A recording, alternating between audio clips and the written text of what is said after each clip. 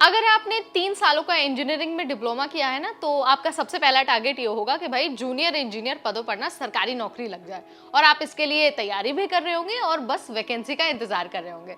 तो अब आपका इंतजार खत्म हो गया है, क्योंकि यूपी में जूनियर इंजीनियर के करीब 3000 पदों पर भर्ती होने वाली है।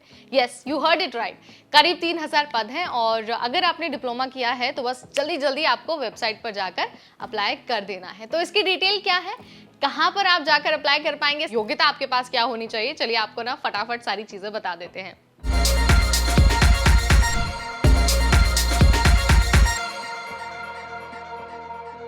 हाय, मेरा नाम है नेहा और आप सबका बहुत स्वागत है एनबीटी टिकट पर। तो यूपी में जूनियर इंजीनियर के करीब 3000 पदों पर भर्ती निकली है, और इस भर्ती के लिए ना वो लोग अप्लाई कर सकते हैं जिन्होंने पीईटी परीक्षा पास कर ली है। तो देखिए, इस जो भर्ती है ना, इसके लिए एप्लीकेशन का प्रोसेस अभी तो शुरू नहीं हुआ, वो मई में शुरू होगा और आप 7 मई से अप्लाई कर पाएंगे।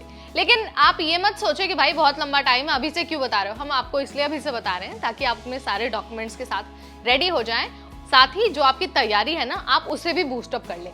तो आपको ना सबसे पहले ये बता देते हैं कि कहाँ पर जाकर आप अपना फॉर्म भर पाएंगे। तो एक वेबसाइट है, यानी कि upsssc.gov.in। यहीं पर 7 मई को लिंक जो है वो एक्टिव हो जाएगा और आप 7 जून तक अपना एप्लीकेशन फॉर्म भर पाएंगे। यानी कि आवेदन की जो आखिरी तारीख है ना, वो 7 जून है। इसके बाद आपको फॉर्म भरने का मौका नहीं मिलेगा।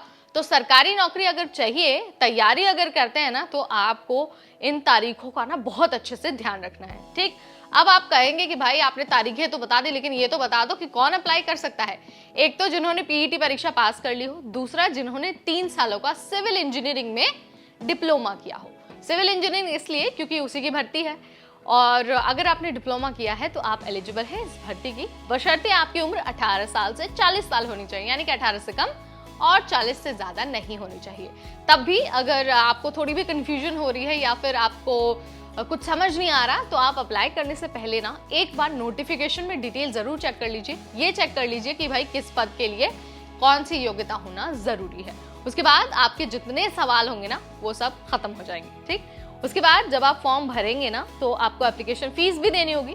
खास बात यह है कि हर कैटेगरी के लिए जो एप्लीकेशन फीस है ना, वो सिर्फ 25 रुपए है।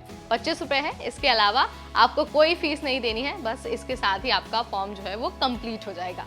अब आप कहेंगे कि भाई एलिजिबल भी हैं, उम्र सीमा भी है और फॉर्म भी भर दिया, अब सिलेक्शन का आधार भी बता दो। तो सिलेक्शन होगा लिखित परीक्षा के आधार पर, यानी कि आपको रिटन एग्जाम देना होगा। उसके बाद सिलेक्टेड कैंडिडेट्स को जूनियर इंजीनियर के पद पर नौकरी दे दी जाएगी, उनके पास भेज दिया जाएगा उनका ज्वाइनिंग लेटर। हाँ, बट आपको ये भी ध्यान रखना है कि जो आपके डॉक्यूमेंट्स होंगे ना, वो सही होने चाहिए।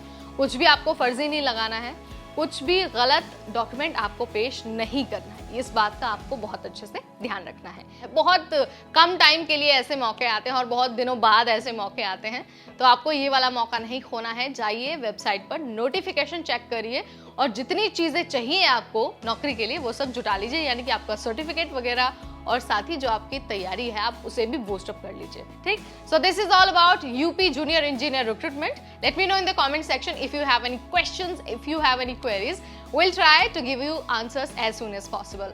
तो इस वीडियो में इतना ही। नौकरी से रिलेटेड दूसरा अपडेट लेकर आएंगे आपके लिए अगली वीडियो में। तब तक मुझे यानी नेहा को दीजिए इजाजत। देखते रहिए एनबीटी टिकट।